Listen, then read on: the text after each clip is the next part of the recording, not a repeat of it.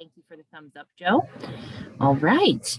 And then I'm going to go ahead and share my screen as well.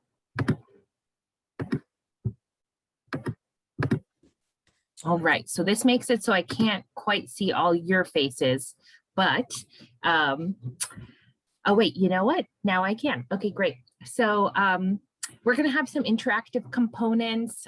Since we're a smaller group, we'll definitely do introductions here in a moment. Really today is just kind of lay the foundation and the groundwork for you all to have some more understanding of kind of the current lay of the land in terms of protected bike lanes and bike infrastructure advocacy.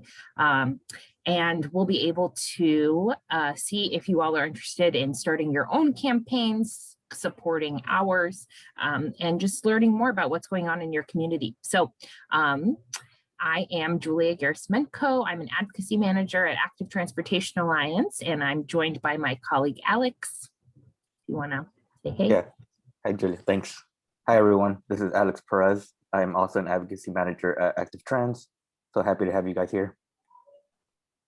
Awesome. Okay, so as you all know, we're in the midst of Chicago Bike Week. We just kicked off with a rally yesterday for protected bike lanes downtown. And if you haven't yet, you can still join the bike challenge. That's going to be going through July 2nd. And we'll have some more virtual events next week that I'll plug at the end. But you are here for the Protected Bike Lane Advocacy 101 training. So thank you.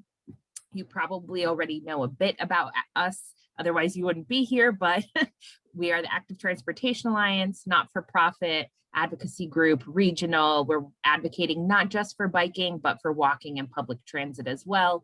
And we believe when we design our world to promote those things, we'll create healthier, more sustainable, and more equitable communities. So we're going to get started with intros for a minute here. Then Alex is going to kind of dive deep into some technical analysis. We'll go through our campaign action plan tool and talk about next steps.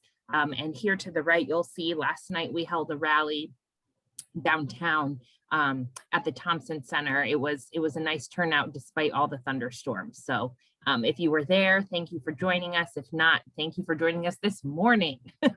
Some housekeeping, just keep yourself muted when you're not speaking. We're being recorded, and feel free to pop in the chat. We're a small group, so even if you wanted to unmute yourself, you could chime in with a question too. So all right, and so I sent around the PDF of the campaign action plan tool or the neighborhood action plan tool. So feel free to have that pulled up, since we'll kind of work through that later on. Grab pen, paper, whatever you need to take notes. So we'll go around and do intros first, but some ground rules before we get started. We want to make sure we share the road, everyone participates. I'm pretty chatty, so again, feel free to interrupt me with questions. Getting where we need to go, so we're going to be respectful of time. We know one person needs to leave by 11:30, so hopefully we can make this snappy. And there's never any wrong way trips in this conversation, so no right or wrong answers. All right, so if perhaps Colin, since you are on video, if you would like to share your name, your community, and how did you get to school growing up?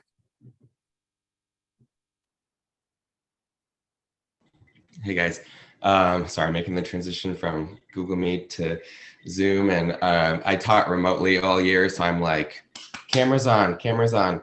I will call your mom. No, just kidding. Yeah, so I moved to Chicago about a year ago during the pandemic, actually, and just, you know, have been thinking a lot about kind of the city and how it's made and how it's designed since I lived here. And I'm just utterly shocked that we're still making, I saw them kind of resurfacing a road, I think Jefferson or Clinton, kind of down in South Loop, and they were literally resurfacing it the exact same way it's always been. Like I was like, oh, they're redoing it. Like maybe I'm gonna see, like, you know, parking in the road and the bike lane all the way out towards the sidewalk. Nope. Still just a painted bike lane. And I was like, what is it going to take? What is it going to take? So that's why I'm here. And, what community are you a part of? What I live neighborhood? in Or Pilsen. say it again? Pilsen. Okay, great. And how did you get to school growing up? My mom would take me in the minivan. Yeah, that sounds familiar to a lot of folks, I bet. All Yep. right. Well, thank you so much for being here. And your note about street resurfacing is well taken. There's actually this portal that different agencies can see kind of who's working on what roads at what time. I can follow up with that link with you, but it still doesn't make things more coordinated, and you'll see the same road getting ripped up like repeatedly with no safe streets improvements. Yeah. So Yeah. I'm like, who is at the helm of this ship right now? Yeah. Good questions. Good question. Yep. All right. Well, thanks for being here. Yeah, thank you. Awesome. Would perhaps, I believe it's Susan under the name of Greg. Would you like to go next?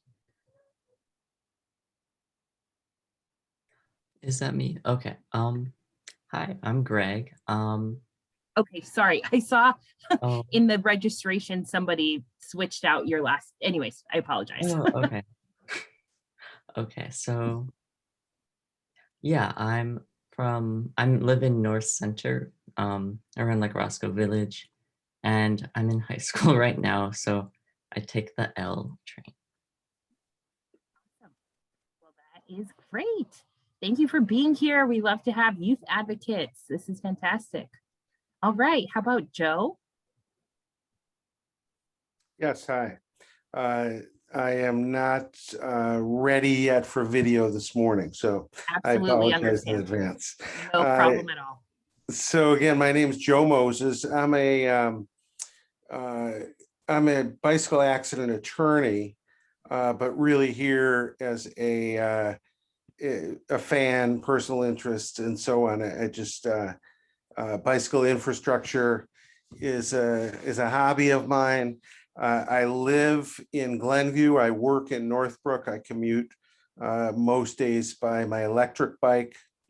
And how did I get to school? So for some reason, I was thinking of elementary school until Greg talked about high school.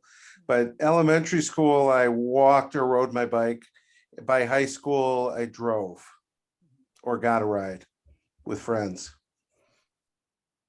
Great. Well, thanks for being here, Joe. Our content today is going to be relatively city specific, but we welcome you to stick around, and I'm sure you'll still take something away. We have tons of great suburban content on our website as well, so I can follow up with you with all that as well. Awesome. Thank you.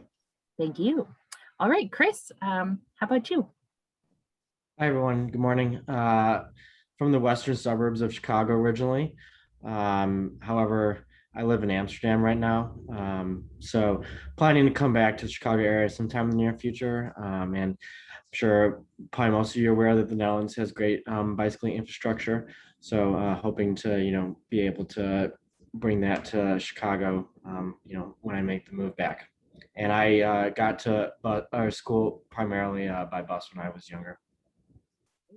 And what time is it there now? It looks fairly light out.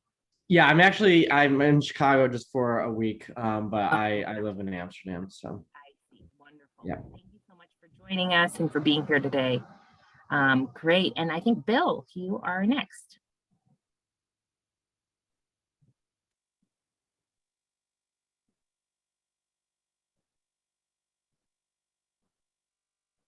Bill Garcia, not sure if you are around.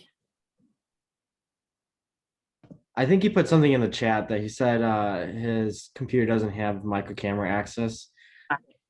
So he said he's currently living in the Tri-Taylor area near West Side, lifelong Chicago resident, originally from Garfield Ridge.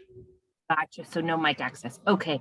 Thanks, Bill. There might be a way you can still call in in the registration email you got, there might be a way you can call in, because later when we kind of dive into the campaign action plan, we'll do some discussion again, and it would be great to hear you. So if you want to figure that out by that point, that would be great, but no pressure. Thank you for being here, and thank you, Chris, for pointing out the chat. I did not have that pulled up. And I guess it would be only fair to share for me as well. So I live in Albany Park on the northwest side, and growing up, I took a school bus to school. So it's pretty lucky that was available, I guess. And Alex? Hey everyone, so Alex, I grew up in Logan Square, currently live in Avondale, and then for school, I would pretty much walk, take the bus or bike, so whatever was easiest. All right, a real mix between everybody. Okay, so this is now gonna kind of dive into the technical analysis portion, so Alex is gonna lead this up. Thanks, Julia.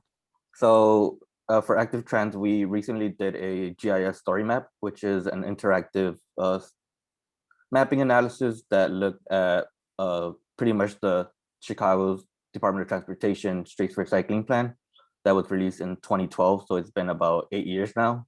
And from that plan, the city envisioned a 665-mile network of bike lanes throughout Chicago's neighborhoods. And currently, the process hasn't really kept up with the promise. So as of today, Chicago has about 357 miles of bike lanes. And from those bike lanes, only 25 are barrier protected bike lanes. So Chicago has a long way to go to making sure that the streets are safe for everyone and making sure that people of all ages and abilities have the comfort and safety to bike around anywhere throughout Chicago safely. And from the data that we've seen, just from protected bike lanes being installed in Chicago or other cities, these are infrastructure types that do provide safety and comfort, not just for cyclists, but for everyone on the road. It makes drivers go a little bit slower, and it makes cyclists a little bit more comfortable because they don't have to worry about bikes hopping on the sidewalk. Next slide. So from the plan, the Streets for Cycling plan, it identified 7 key routes that connect Chicago's neighborhoods and feed into downtown. So from these 7 key routes, these are Clark Street, Milwaukee Avenue, Lake Street and Randolph Street, Archer Avenue, Vincennes Avenue, South Chicago, and State Street and Wabash. So from the plan, these were streets that were identified from the city that are qualified or preferred for protected bike lanes, pretty much meaning that these bike routes are wide enough for implementation of protected bike lanes, and we want to make sure that these are high quality bike lanes whenever they are installed. And just from looking at the map as well, something to point out is that from the city's Streets for Cycling plan, some of the routes like Clark Street, Milwaukee, or Vincennes don't reach the city limits, which is something that should be prioritized if you're going to create a full network in Chicago. Next slide. So from the analysis, what we did was look at the existing bike lanes. So the green on the map would be your protected bike lanes. And you can see from the visual that they're pretty much concentrated in downtown and near downtown. And then you have your non-protected bike lanes, which are categorized as your buffered bike lanes, your shared lanes, and your standard bike lanes, which are colored in orange, and then your no bike lanes at all on the road, which are red. And that pretty much identifies the gaps in the network to have a full connected network in the spoke route network. Next slide. So another deeper focus is looking at the protected bike lanes within the spoke routes. So just from doing the analysis, only 10.7 miles out of the full 70 miles of what would it take to be a full network have protected bike lanes. So that's only about 10% of protected bike lanes in the spoke route network. So there's a lot of work to be done there. And then when you look at where these protected bike lanes are placed, you can see that Lake Street has the highest miles of protected bike lanes. But then when you look at the south side, like Archer, Vincennes, State, and Wabash, these streets only have 2.4 miles of protected bike lanes. So it goes to show the preference or the prioritization of where protected bike lanes have been placed in Chicago.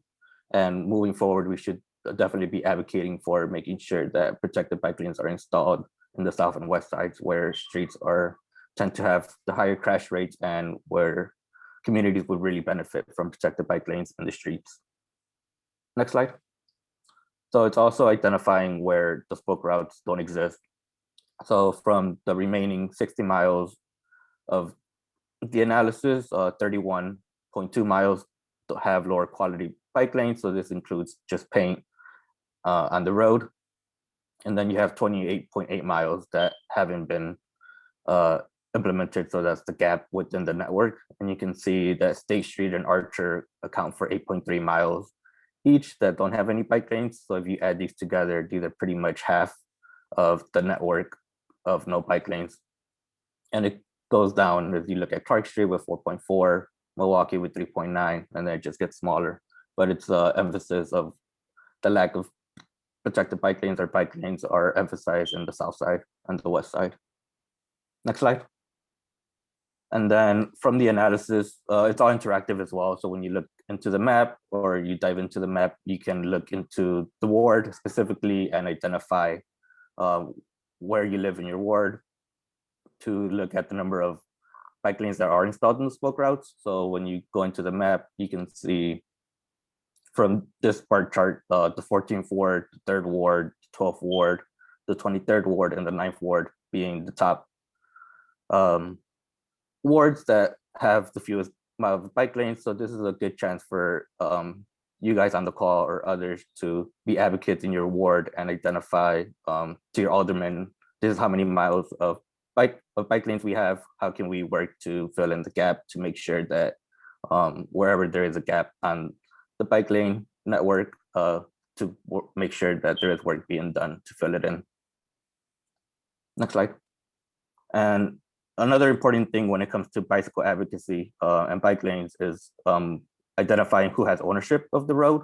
So from Chicago's standpoint, it's either going to be the Chicago Department of Transportation, the Cook County Department of Transportation and Highways, or the Illinois Department of Transportation.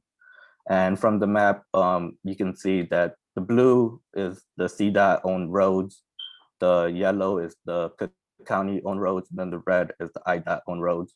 So it's very important when you're working on a bike lane to identify who owns the road and making sure that CDOT is working with the other agencies to implement a bike lane, just because with IDOT, it tends to be truck routes or routes that are wide with higher speeds. So it's important to kind of collaborate together and making sure that roads like these do get the proper road treatment to have protected bike lanes and making sure that safety is there for people who want to ride on streets like Archer and Vincennes. Next slide. So another analysis that we also did with the story map is level of traffic stress. So each existing bike route got a score.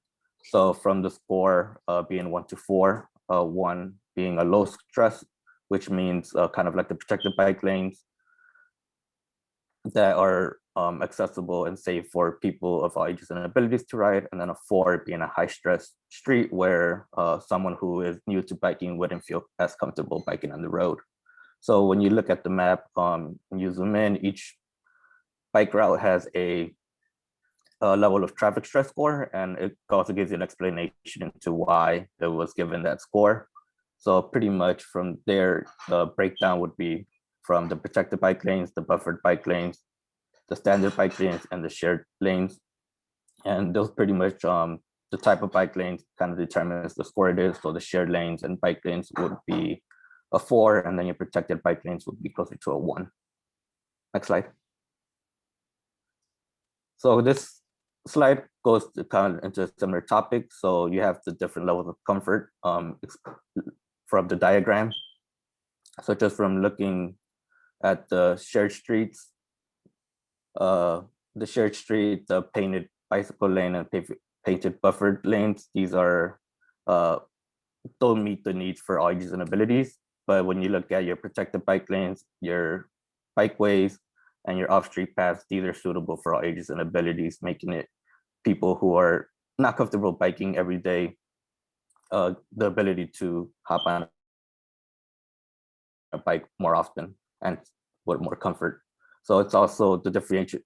In Chicago, we can see the different types of protected bike lane and how they make people comfortable. So one example would be Lake Street, which I have identified as being the stretch with the most protected bike lanes identified. But when you look at what the protected bike lane actually looks like, it's pretty much uses the steel pillars from the L train to provide that protection, but that doesn't mean that cars still can't go into the bike lane.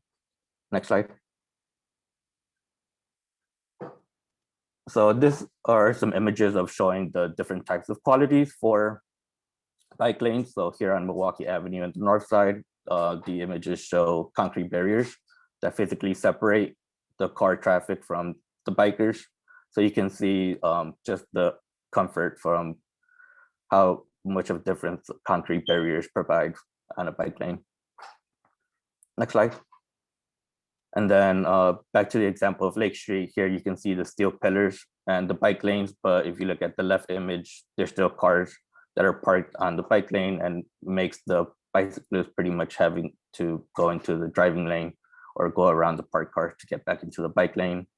And it's also faded bike lanes being an issue in Chicago, where the bike lane pretty much disappears and makes it harder for the cyclist to navigate.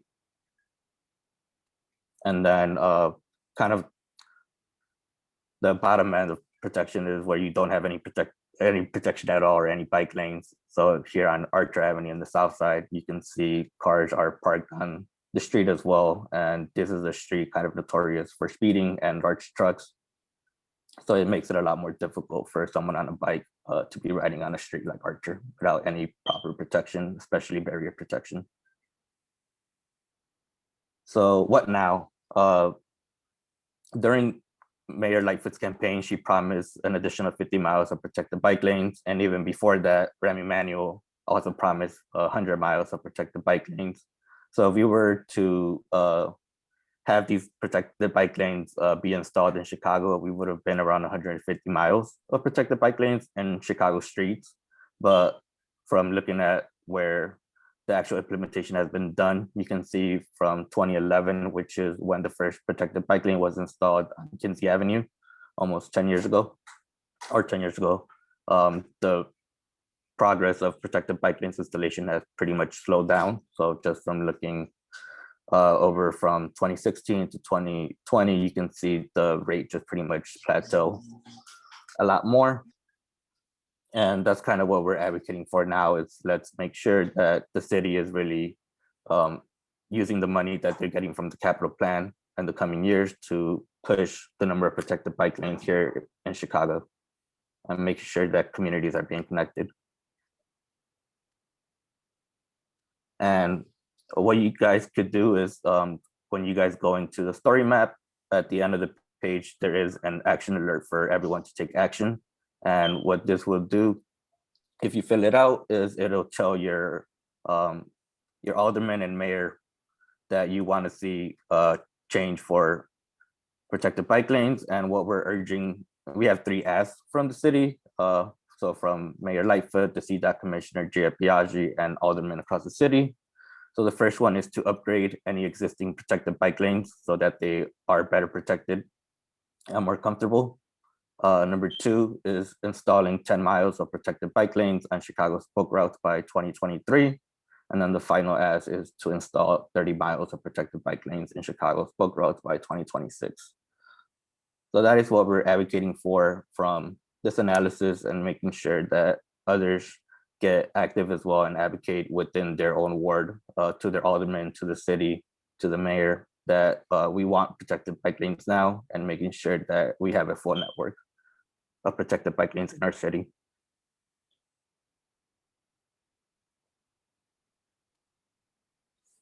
And if you have any questions, feel free to email me. My email is there, and the link to the story map is also on the slides. So when people want to get the slide, you can click on the link, and I would also post the link on the chat for people to be able to click on it.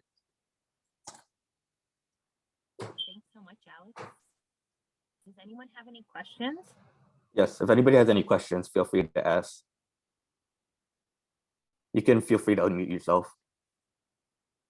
So I have a quick question,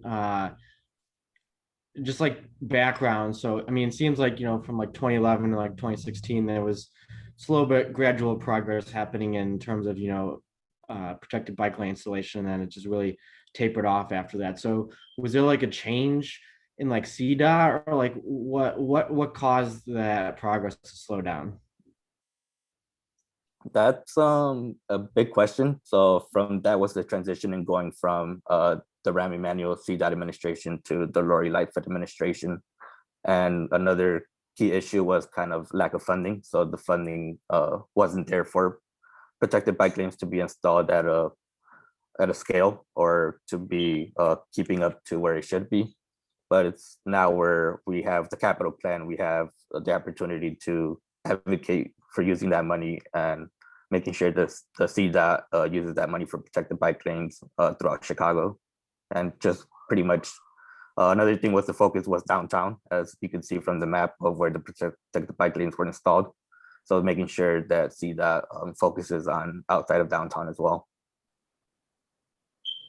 But yeah, I think, like Alex said, it's a complicated question, but I do think, it was certainly political will is a huge part of it, right? And so I think Mayor Emanuel really kind of put pedal to the metal, so to speak, and made it a priority for his administration. And to be frank, we just haven't seen that as much from the Lightfoot administration.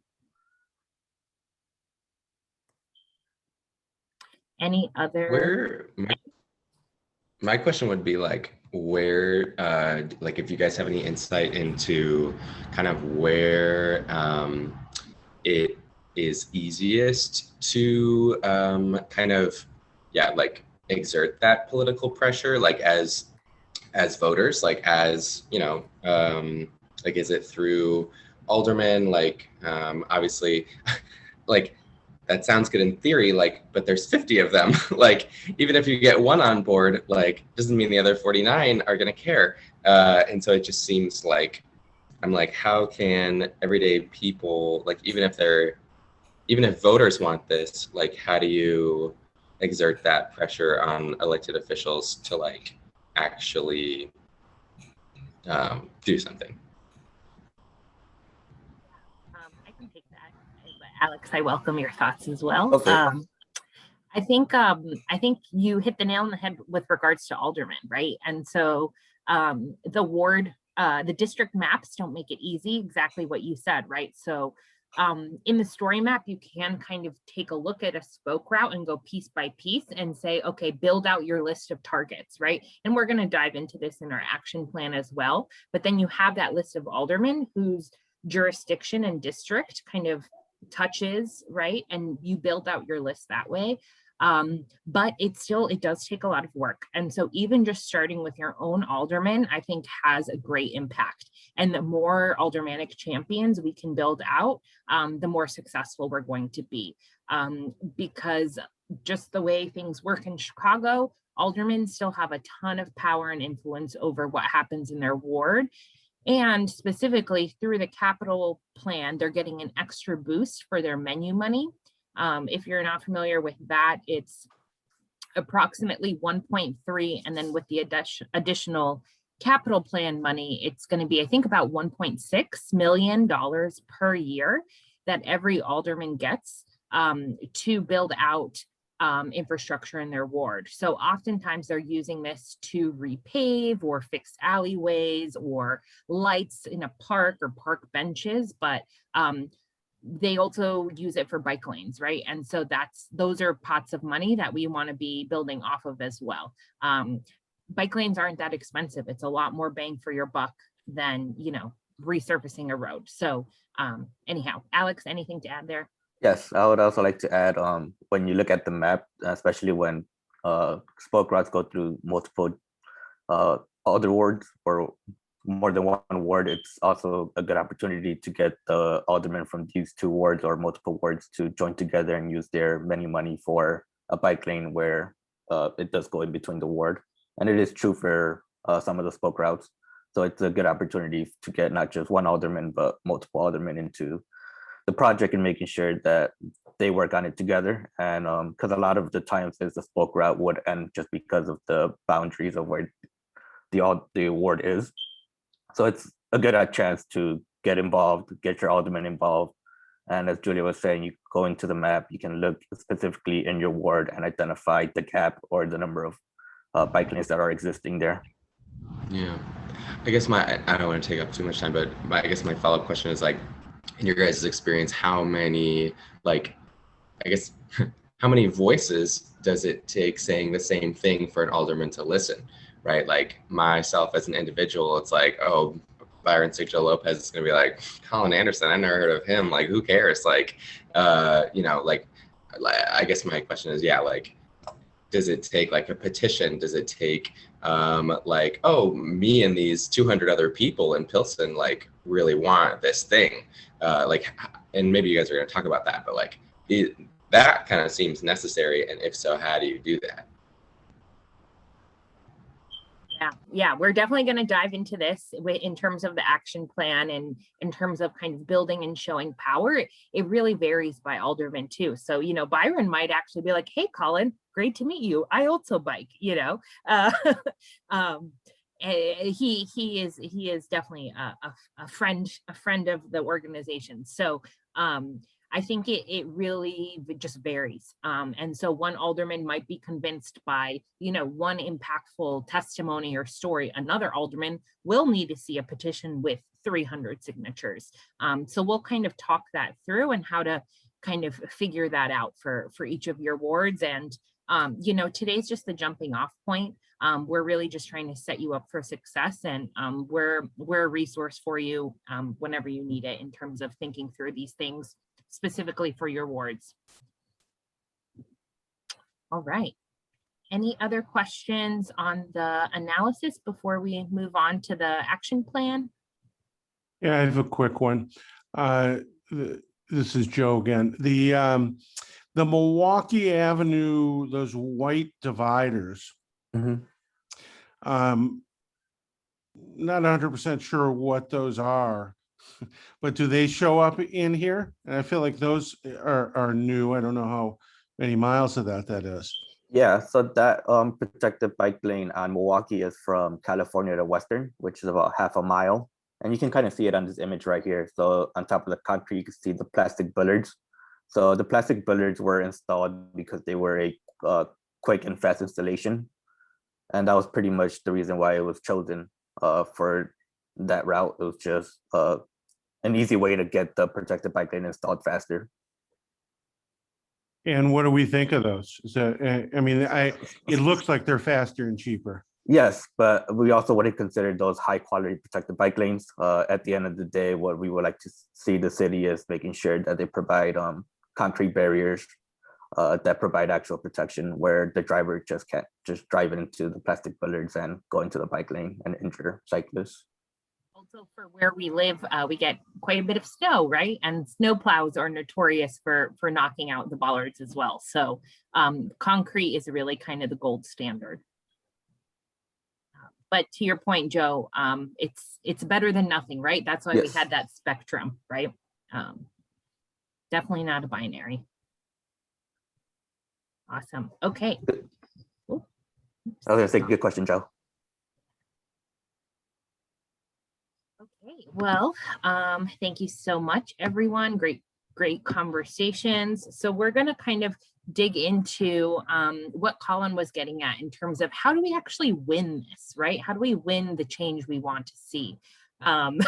So just to kick us off with some inspirational memes here, a bad attitude is like a flat tire. You can't go anywhere until you change it. And so we really need to believe in our power and our ability to win the change we seek in order to get it done. So positive attitude is everything.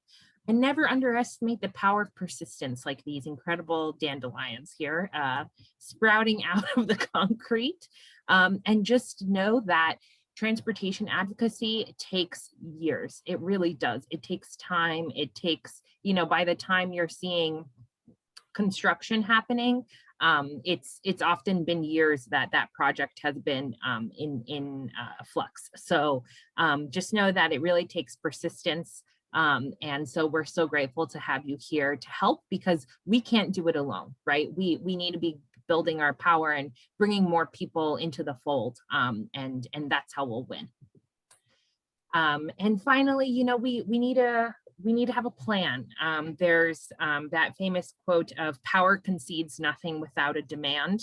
I think it's Frederick Douglass, and then a local Chicago author built off of that and said, "Power concedes nothing without an organized demand," right? So we want to be organized, we want to be strategic, and that's how we'll make sure we don't have the type of bike lane that a truck can drive in, as you see on the right, but instead something like in the middle where you know, we have these great bus boarding islands and then people being protected to the right. All right, so we're going to dive into the nitty gritty here.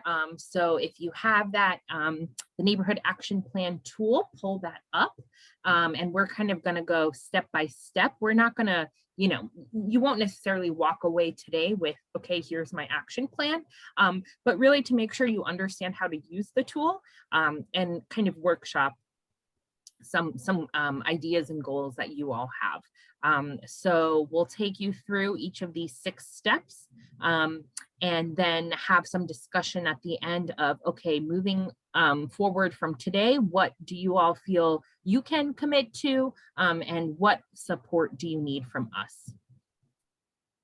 So step 1, defining your goal.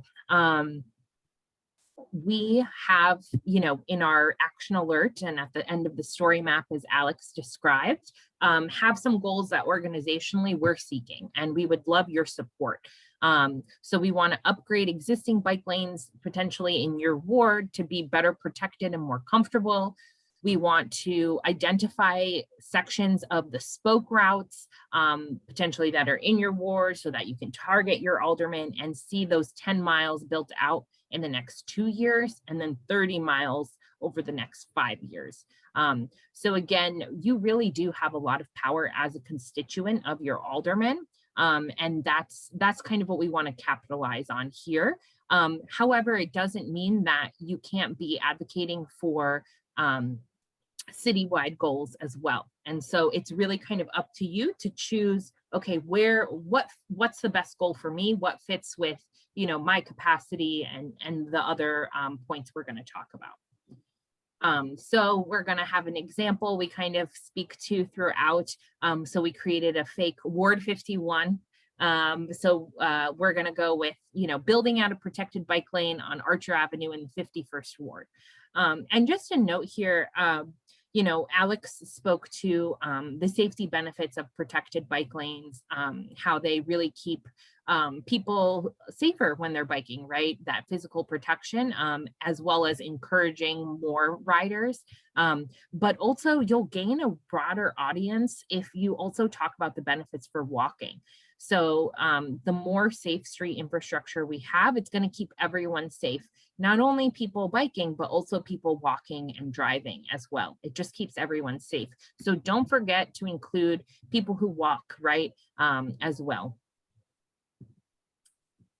All right, thinking about a target, right? So who really holds the lever for the change you seek? And we really want our targets to always have a face and a name.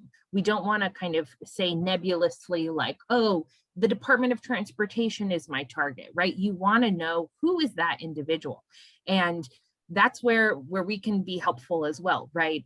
We can, you know, help you navigate the bureaucracy that is CDOT.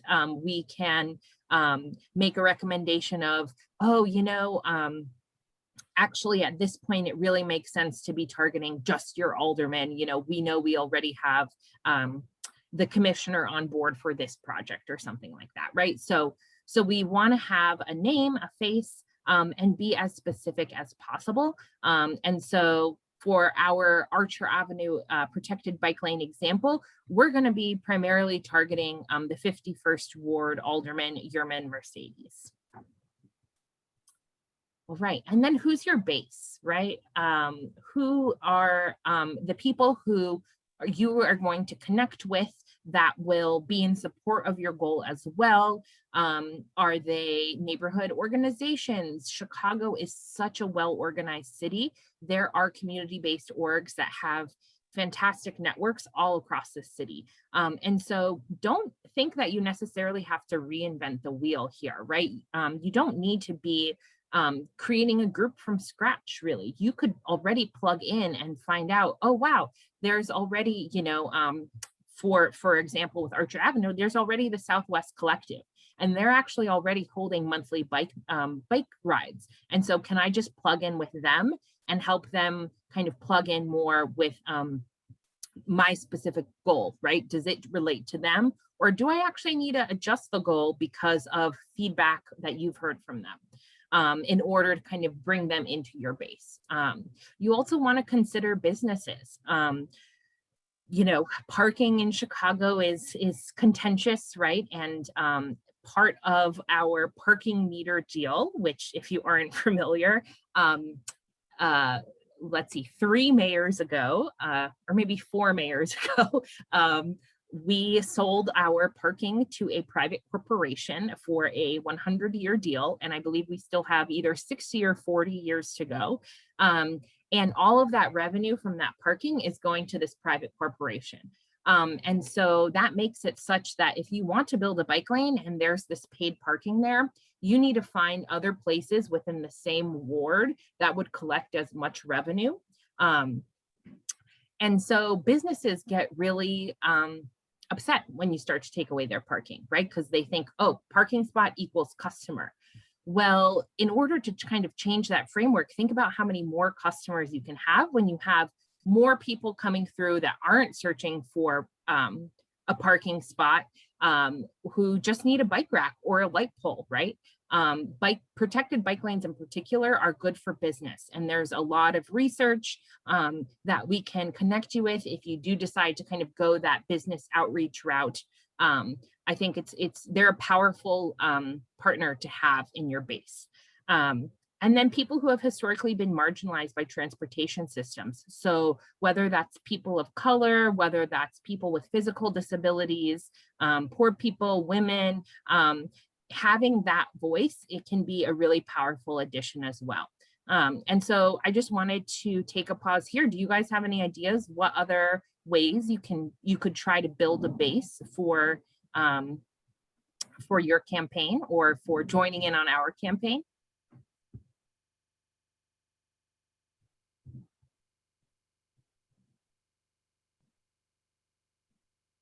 Maybe church groups, maybe Greg, maybe clubs at school, right? So I would say just think about already where your networks are. You don't necessarily have to be meeting a whole bunch of new people. Just try to think about your existing networks as well. Okay. And then power mapping. This kind of speaks to what we were talking about with Colin's questions. In identifying who the decision maker is, you also have a chance to think about who their base is, right? And so to think of an example, Alderman Tunney on the north side, he owns Ann Sather's, a restaurant, right? And so think about connecting with people who work at that restaurant or people who attend that restaurant, right? And kind of connecting the two. So, oh, wouldn't you want a bike lane to be able to bike safely to Aunt Sather's, get those delicious cinnamon rolls, right? And that kind of speaks to Alderman Tunney's interests, right? He wants a pleasurable, safe experience for people accessing his business. And so therefore kind of connecting those dots and just trying to do that research around that particular decision maker can really figure out who influences them and also help you brainstorm who should be a part of your base. So again, this is kind of challenging to know about all 50 aldermen, right? So that's why I welcome kind of group brainstorming and coming to us and trying to put the feelers out. Chris, it looked like you were going to ask a question. Yeah, I think you maybe touched on it just a little bit at the end there of the 50 alderman aspect. But I guess my question is, so in terms of power mapping, as the slide alludes to, is that there's a lot of different factors that go into like, if a bike lane actually gets built, right? And so, like, do you guys like have like a database or something? So like, like if somebody like wanted, like, is living in a ward, can they like, just say, okay, like, this alderman is already, on board, with the group and, is supportive of our goals. And maybe the holdup is, CDOT, or like, is there sort of like a go-to place in that regard, or? That's a great question. No, we don't keep a public database like that. I mean, for the most part, because we don't necessarily want to be showing all our cards to the aldermen, right? Yeah. Putting them in a box publicly is also difficult in terms of building out our organizational, rapport and trust with them. However, that's certainly something we can do in a more kind of group basis, and just like individual meetings, and always down to kind of give you a download on everything we know, kind of in a more personal fashion. Okay. Yeah. No, I guess I was, it's a tough balance, definitely understand, but I know like national groups, like do ratings on politicians or whatever, and maybe that's beneficial, not beneficial. This is my first time with you guys, so I was just curious, if that Oh, was absolutely, Chris. And so we actually, there's also even like kind of legal limitations for nonprofits of kind of what you can do as well. And so actually the last mayoral election and aldermanic election, we created a 501c4. If it's a technical term in terms of just like tax purposes and whatnot, but that allowed us to interview different mayoral candidates, and we didn't end up like endorsing anyone. We just kind of published the results of the questionnaires that we got. And that's how we did get commitments from Mayor Lightfoot to say, yeah, I am going to build the 50 miles of protected bike lanes, right? So we do that through this kind of, sister organization, usually around election time. But for the most part, we operate as a 501c3, which limits our abilities there. So yeah, there's some finagling kind of in the weeds there, but yeah. But at the end of the day, really, we just welcome you to kind of come to us. We can schedule a quick call and just kind of download for whatever alderman you're curious about. Thanks. Great. All right, so just some more examples here, thinking through this Ward 51 example, Alderman Yerman. We also have a large member and supporter base. And so we can segment our communications and our email blasts by ward or by zip code. So if you're interested in kind of putting out that call to folks in your ward, we're glad to help coordinate that as well. We can't necessarily like give out contact information unless people consent to that. So really, we would just put out the call, and maybe you could include, hey, email Chris if you want to get involved in this ward or something like that.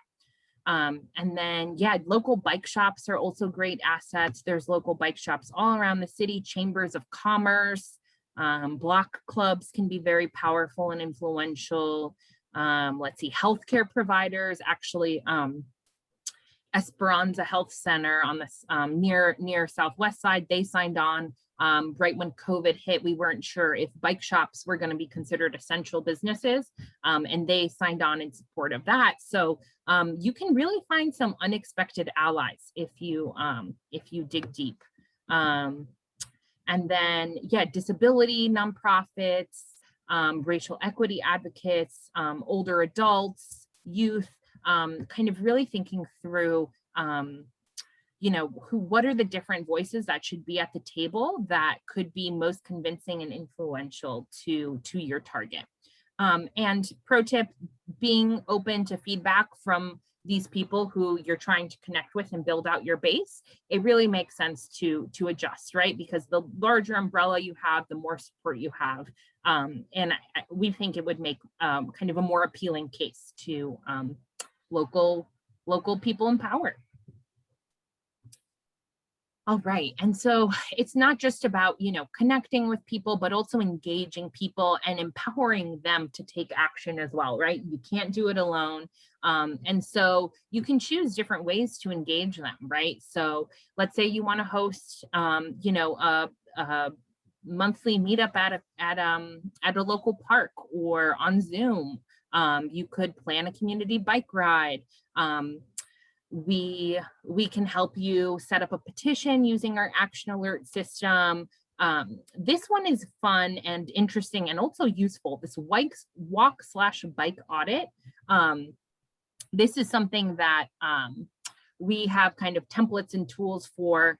And really, you just kind of go block by block. You look at each intersection, and you really want to have a variety of different types of folks there too, because we all experience the street differently, right? So you could have a youth, an older adult, perhaps somebody in a wheelchair, and invite the alderman along and go block by block to take note of conditions of a street in your ward that you're concerned about, maybe one that you personally have felt unsafe walking or biking on.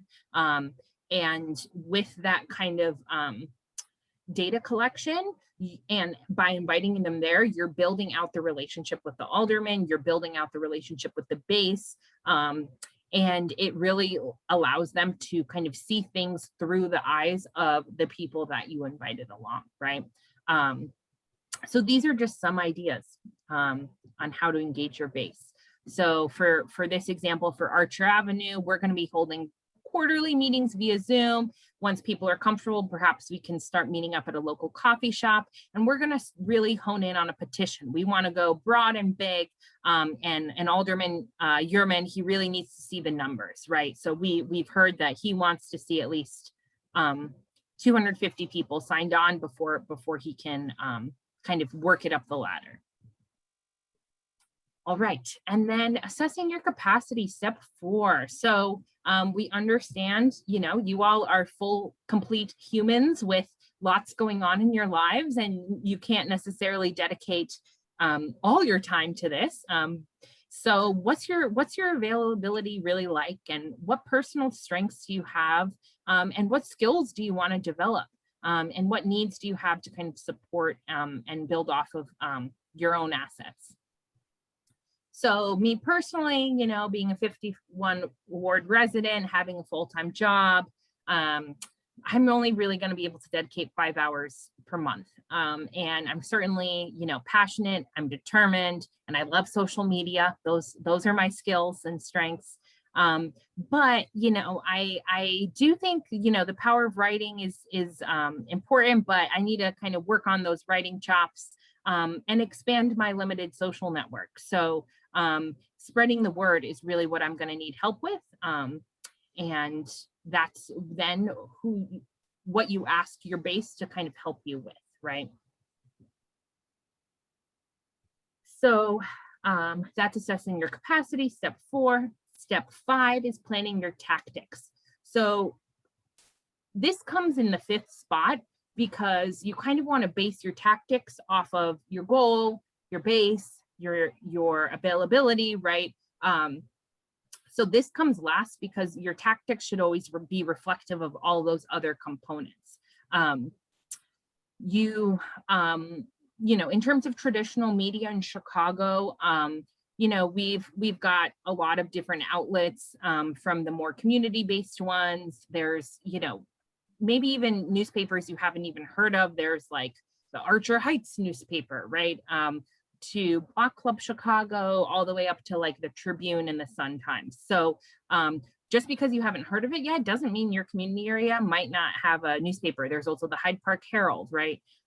So try to do some research and see kind of what outlets exist. Obviously, social media is accessible. You could be setting up a regular email or newsletter. We welcome guest blogs on our blog, and glad to help you set up either a press conference or a town hall as well, inviting the alderman or the commissioner, whoever your target ends up being. Here we go, some more examples. And then engagement. So first was communication and then engagement.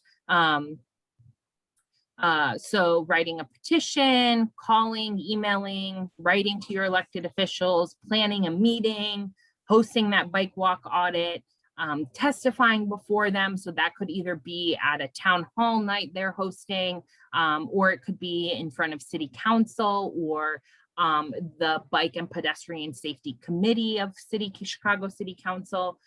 So there's various ways to kind of engage. Oops. Okay. And then finally, planning out your benchmarks. So thinking through what you can do short term, medium term, and long term. So to not get overwhelmed, you really want to kind of think through your capacity and then kind of planning out, okay, how long can I stick with this? So to kind of take us into the details here for our example, in the short term, I think I can knock out 100 emails and names of supportive residents just through the limited network I have. I'm gonna help set up a Facebook page that can gain followers where I can be posting updates within the next 2 months, and then writing a specific petition for Archer Avenue in the Ward 51 and get at least 50 signatures there. So these benchmarks, perhaps you've heard of this kind of framework before, but we want them to be specific, measurable, ambitious, realistic, and time bound or time limited. And those are really kind of the highest quality benchmarks or goals you can set. So in the medium term, getting a Zoom meeting going with others and building out feedback, people who are interested in walking and biking, and setting up a meeting with aldermen and CDOT representatives within the next 6 months. Because honestly, those meetings can, if you want CDOT there, those meetings can take a little longer to set up. Usually you can get in with your alderman sooner, but to get CDOT there, you probably would need some time. And then writing an article and seeing where you can get it published, either on our blog, a neighborhood newspaper, whatever makes sense. And then long-term, we want to do this bike walk audit, and we want to get not just the alderman, but CDOT Commissioner Biaggi there as well. So that makes sense to be a longer-term goal, because you would want to identify what route you're going to do the audit of. Again, getting the commissioner there, will probably want to plan out far in advance to work with their availability. And then within a year, you want them to commit to building out that spoke route on Archer Avenue. And so again, this is just another kind of way to organize your thoughts. You could kind of take this template and use it to figure out which tactic, which timeline works for you, and enlist friends and volunteers to help, because we cannot do it alone. So we're nearing the time where we'll kind of respond and think through for each of you individually, kind of how this tool could work. But we wanted to kind of highlight some lessons learned from past campaigns and advocacy. So it's important to not get too narrow in what you're seeking. And by that, I mean, really think of how a protected bike lane affects everyone, not just those biking in it, right? So you really want to broaden the scope. You want to have an actual plan in place that will help you win. And you want to surround yourself with a base or a team of folks who help you build that momentum, so you don't feel like you're carrying it alone. Like we said before, focusing on walking and biking, and make sure that you're really speaking to the specific community or neighborhood that you're campaigning around. Every area kind of has its own culture, its own vibe, its own design. So make sure you're really kind of reflecting the voice and the needs of the neighbors surrounding the area you're seeking change for. And these kinds of wins can become a powerful voice for statewide and regional advocacy. So like we were talking about in Alex's analysis, some streets are city streets, some streets are state streets. And so when you will likely run into frustration with the state on those roads, it kind of exposes you to this whole other level of advocacy that's really needed as well. As we start to think of building out a protected bike lane network, we want that network to not just extend in the city of Chicago, but far beyond it, right? And so that takes, coordination as well. And just being aware that, you would all be volunteers, right? And so there's limitations to that, limitations to capacity. And so, we try to, sometimes we have different bike week grants and things like that, but we are here to support you as much as possible, but we also understand the limitations to the volunteer model as well. So just kind of recognizing that right out the gate is really important. So next steps, we want to support you if you're feeling inspired and you want to build out a campaign. We invite you to help us spread the word. So we want to make sure that, either you are helping us on the citywide scale or we are helping you on a local scale. And it goes both ways. So please be helping us spread the word with this action alert. I feel like that's the lowest hanging fruit. And that will go, that will send a letter not just to the mayor, but also Commissioner Biaggi and your alderman as well. So that's a really great first step to take. And just keep in mind that tiny events can disrupt a pattern. So even that one small step of just taking that action alert can really set a precedent. So I'm just seeing there were some chats. Oh, bye, Greg. Thanks for joining. Okay.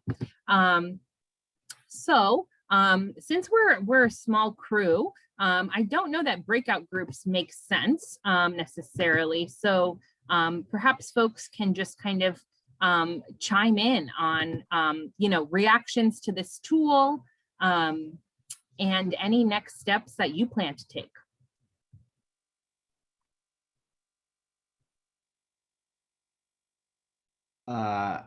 I guess I just want to start with comment and then also maybe one more question. So I thought the beginning of the presentation, where you guys started with the data component, I think it really has, bigger impact, when you have the data back up, in terms of, the amount of bike lanes, installed and like what the promises were and all that. And also the, disparity between, like the north side and west and south side. So I thought that was great information to have. So thanks for sharing that. I guess my one last follow-up question. So like as the presentation was going on, I think the thing I was thinking of is presumably there's aldermen and groups that exist already that support protected bike lanes. But as you presented, there's essentially been no progress, the last like 4 years or so. So from my, perspective of, just jumping into this whole advocacy thing, is that there's maybe the holdup is, institutional, because I think, whenever you need like progress, you need like the grassroots component, but then also the institutional players. And so is like, if you had to like, obviously there's a lot of moving pieces, but like if you had to summarize, would you say like, I don't know, like CDOT is a big holdup, or like, I guess what is like the big thing that's like holding the progress going forward if you had to nail it down? Could take this one, Julia. So I would say it's one thing. I would say it's definitely a combination of multiple things. So that would definitely include CDOT. It would include IDOT if IDOT was to own the road where the protected bike lane would be installed. The parking meter deal would be an issue as well, or the possibility of proposal of removing parking spaces. That generally tends to be a contentious issue with aldermen of like just pretty much saying if this bike lane is going to remove this number of parking spots, we'll rather just avoid the whole back and forth with storefront owners, homeowners, and just not pretty much support a bike lane being installed there. So that could be a big hurdle as well. And as well as staffing from CDOT's perspective, making sure that they have dedicated staff that are focusing on biking and walking projects specifically. Yeah, there's no, I guess, proverbial silver bullet, right? Right. Yeah. Yeah, So it's a and lot of hurdles you have to get through before you could even get to the plan of getting a bike lane proposed and award. but it doesn't mean that grassroots advocacy isn't really important, right? We need this drumbeat going in communities across the city at the highest level, in the chambers of city council. We really need to be persistent in order to win at the scale that we all deserve, right? So that's why I think it takes, kind of the internal policy kind of advocacy that we do as an organization, right? Kind of agitating CDOT to be like, hey, you need more engineers, right? Like, let's win you that in the city budget, to community groups agitating their aldermen and getting them to become a champion as well. Because to be honest, we do not have the majority of city council who see things the way we all do, right? So there's still a lot of work to be done to win over a majority of all 50 aldermen. Okay, that's good information to know, because I guess, yeah, didn't know that was the state of the state. But yeah, as I said, I'm not physically in Chicago yet, but I have a lot of friends on social media, so I'll at least share the the link you guys included earlier. So That's fantastic, and Thanks. that will make an impact. Don't you doubt that. I just wanted to get your guys' insight on, like, I think a lot of times the most persuasive appeals are ones that sync up with like other goals and objectives, right? Especially for elected officials. It's like, oh, if we can hit all these birds with one stone, like that's what they want to do, right?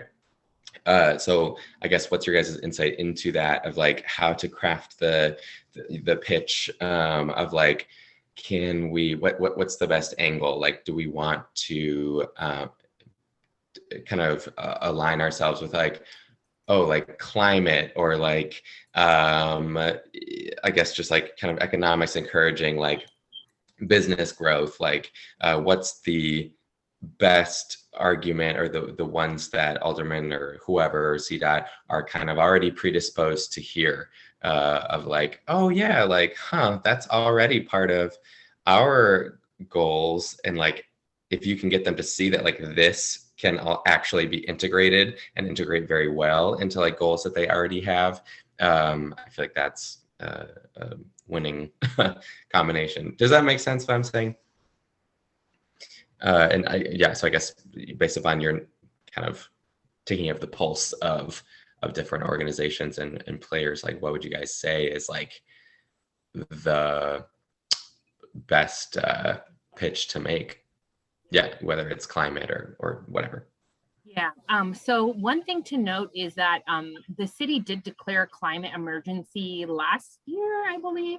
So that was like an ordinance they passed that was, just kind of a declaration, so to speak. It didn't actually commit to anything. It just was like, we're in a climate change is an emergency that is affecting the city of Chicago.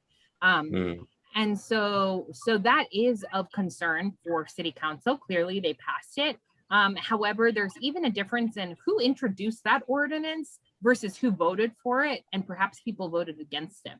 And so this is all stuff you can find out on the Chicago City Clerk's website. And so basically my point is it's different for every alderman, because they are 50 individuals with different, life experiences, backgrounds, identities, yada, yada, right? And so what makes them tick and what's most influential to them will vary. And so ways to find out what makes them tick, go on their website, sign up for their newsletters.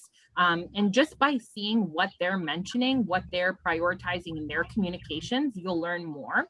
And also seeing what committee assignments they have. So for, Alderman Matt Martin of the 47th Ward, I believe he's on one of the public way committees. He's on the public safety committee, I think. I could be getting this wrong. But anyways, like by seeing what committee assignments they have, you also get a sense of what's important to them and also where they have a bit more influence and power too. But like we said in the kind of lessons learned piece too, the broader umbrella you have, the better it can be for the most part, I think. So you do want your messaging to be somewhat direct and not kind of too scattered, but from the impact of local businesses to environmental component, like you can really pick and choose. But yeah, like with anything, there's no real silver bullet.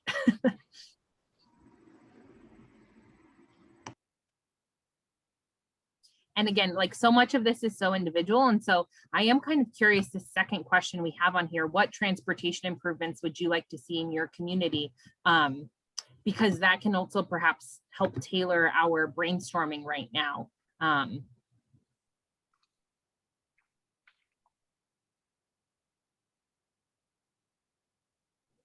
I guess in Pilsen, like it's hard to, I mean, and so I don't, I drive to work because I have to go on Archer Avenue actually, and I'm like, there's no way I'm gonna like ride a bike on there unless I have a death wish. But what was I gonna say? Oh yeah, 18th Street. I mean, is pretty rough on a bike, just into, you know, just between traffic and kind of the bus.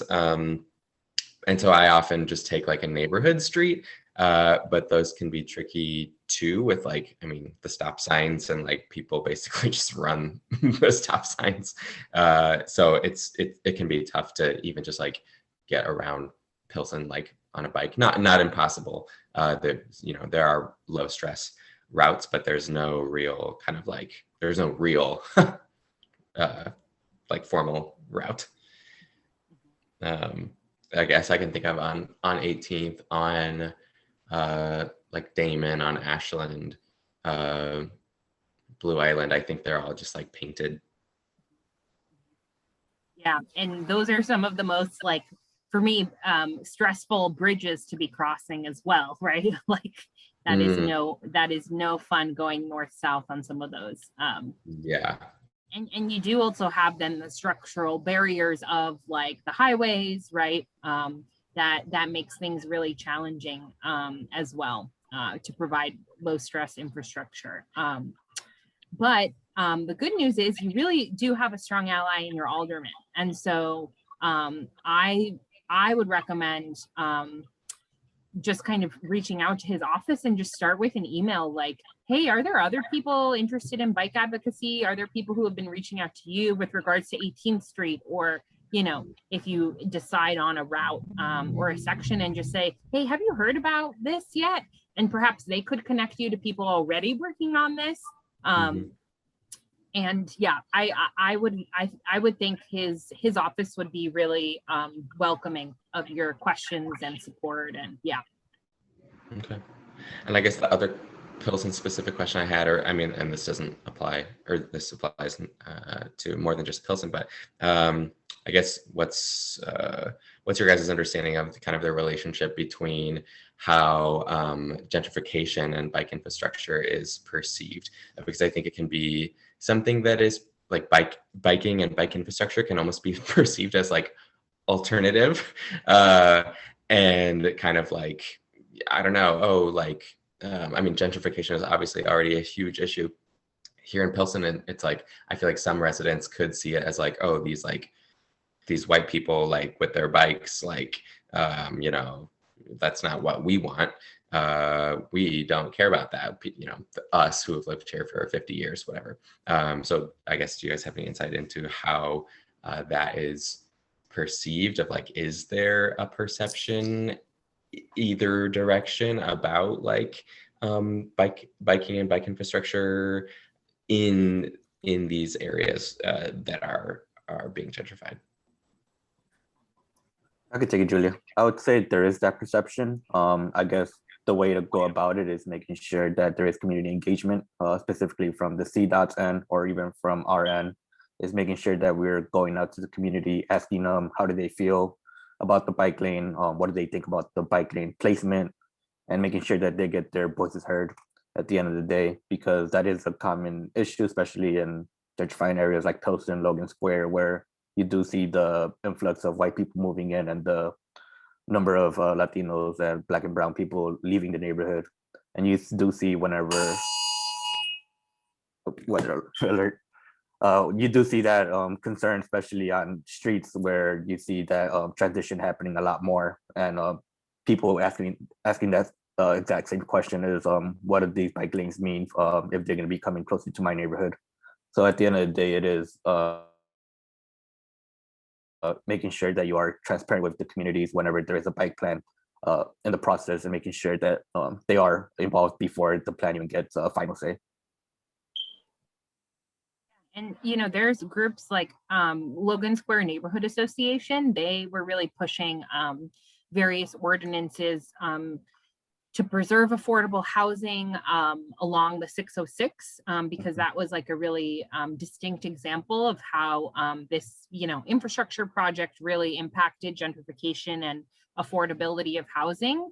And so they were able to win some other ordinances, and also a 100 unit, 100% affordable development right by the Logan Square Blue Line stop, in conjunction with, right, these developments. So maybe it's also about linking up with folks like the Pilsen Alliance and asking them, you know, hey, like, what all are you working on to preserve affordable housing in Pilsen? You know, if I'm going to be advocating for bike lanes, can I also be uplifting this other ordinance that preserves affordable housing, right? And so reaching out to those folks and seeing how all you can work together. And I also think it's a misperception that people don't necessarily bike, right? Like in those areas. Oh, Alex, now I got the alert. It's not just, you know, yes, they have, but bike lanes have become like a symbol of gentrification, but people still use them, right? And so what that impact can be versus the safety benefits, trying to help kind of like acknowledge both, I think is important. So just holding space for both, I guess. Yeah.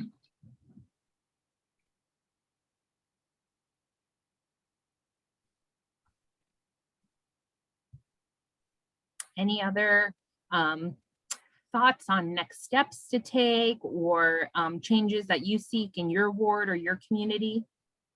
Hey everybody, this is Bill. I hope you can hear me. Yeah, we can.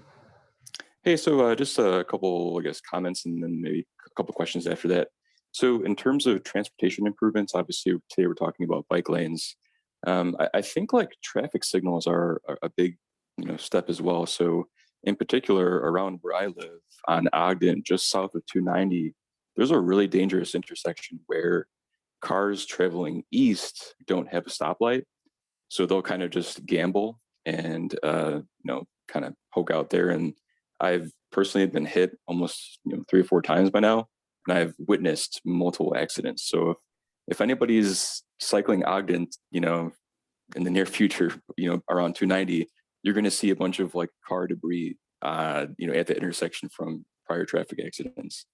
So, that's a huge thing for me. That's probably one of the most dangerous intersections on my daily commute.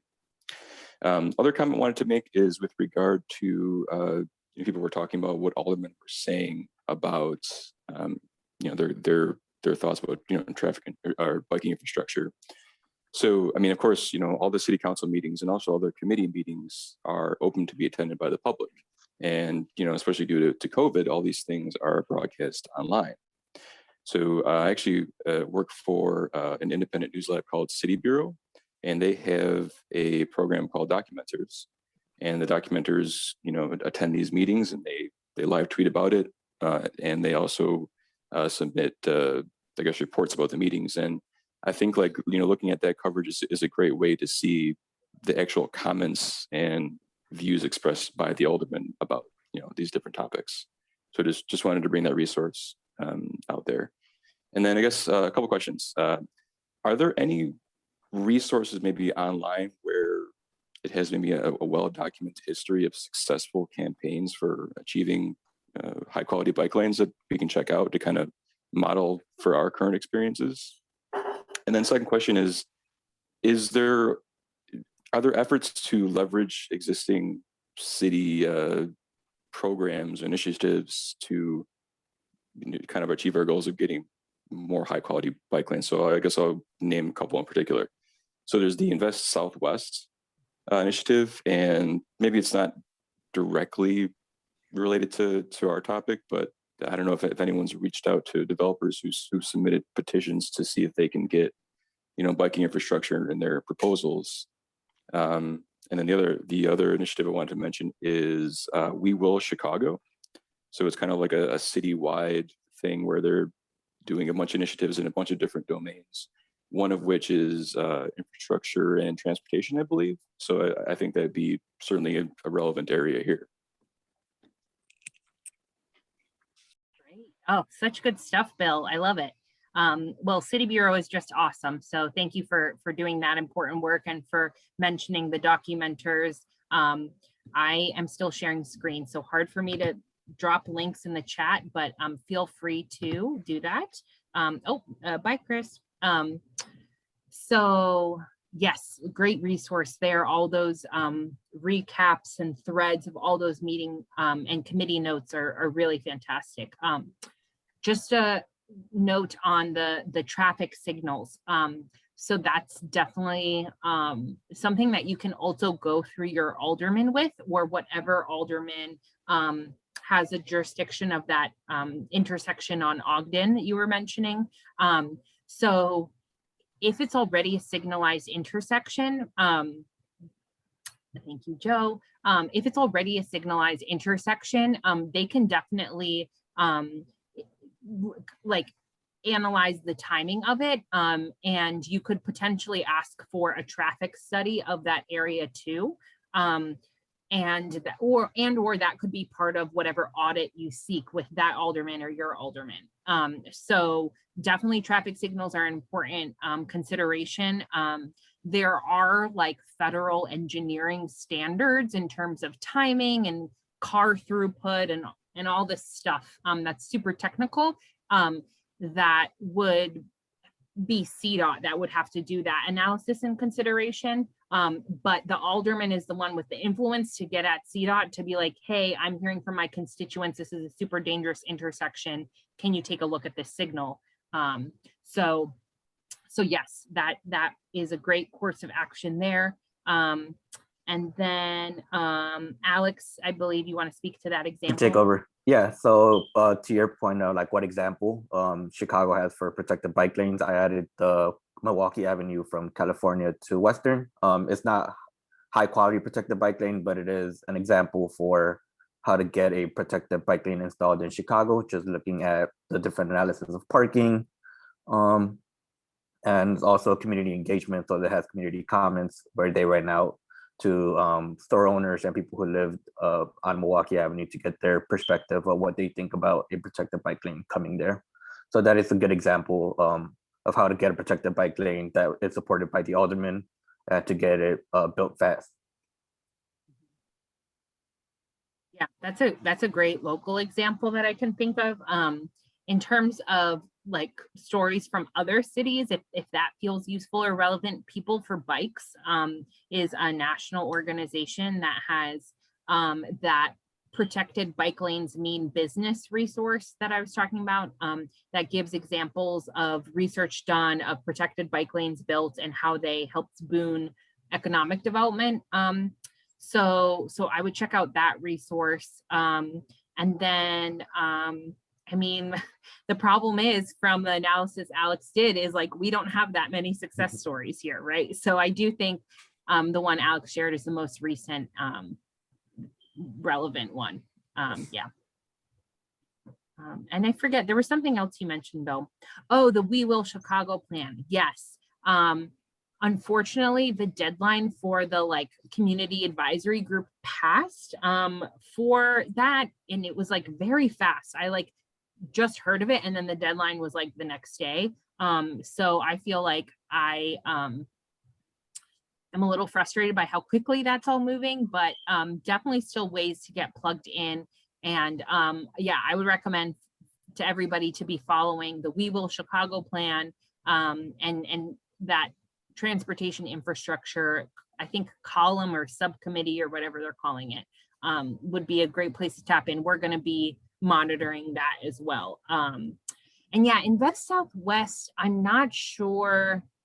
I feel like, was it Robert who's been monitoring that, Alex? I haven't really been keeping track of that as much. Yeah, it was me and Robert. I was looking into it too. So they have a transportation aspect into the plan where they identify some of the communities and look at corridors, specifically with like crash data, looking at where intersections or segments in the Invest Southwest study area where they have kind of high crash rates, and looking at how to improve the segments, as well as kind of looking at the retail space along Invest Southwest. So there is a transportation component to it where they do have plans on how to improve, whether it's the sidewalk, the street, those are added in the plan. And I forget, Pilsen isn't one of the areas they're targeting, right? It's not. No. Okay. Well, yeah. Oh, you're looking it up, Colin. Yeah. Yeah, I think they identified 6 or 8 areas on the south and west sides. Yeah, I think it was 6. Yeah. Cool. Well, we're at noon, so I want to be respectful of people's time. Are there any other thoughts or questions or ideas to workshop out there?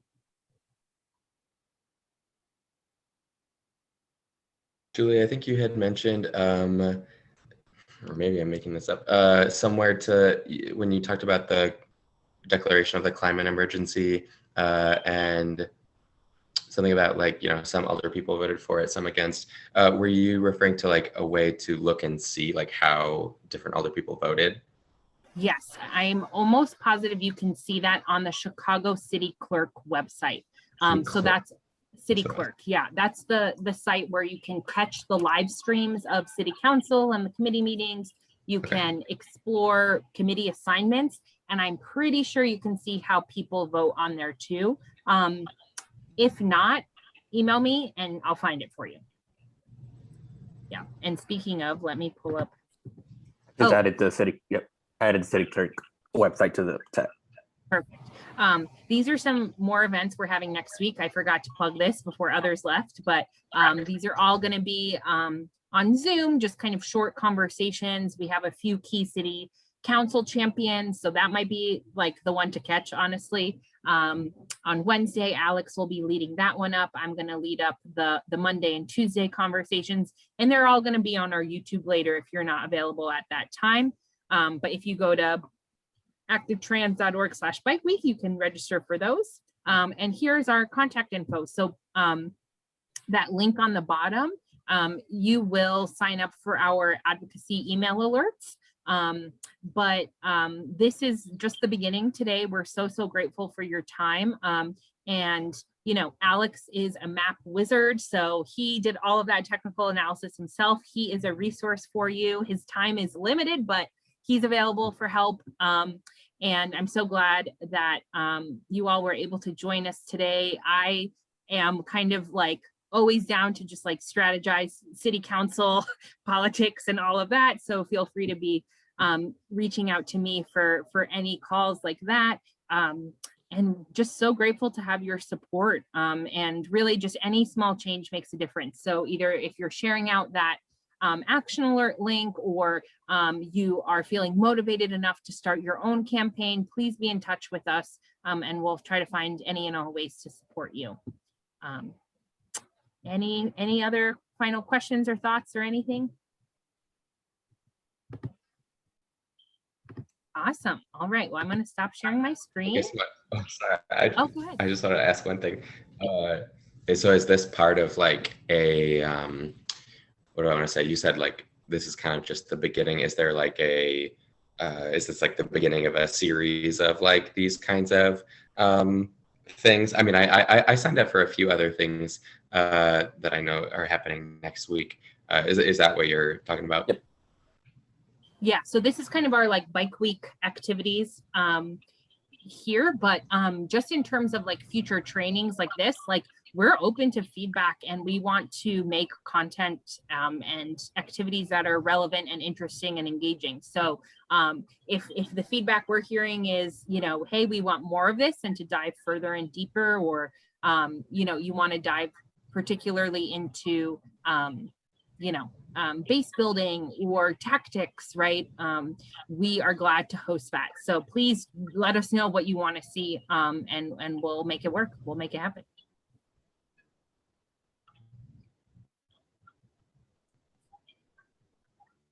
Cool. Cool. Thank you. Awesome. Well, thanks so much, everyone. Take care, be dry and safe. It's been pouring by me. I don't know if it's raining by everyone else too. All right, I'm going to stop the recording.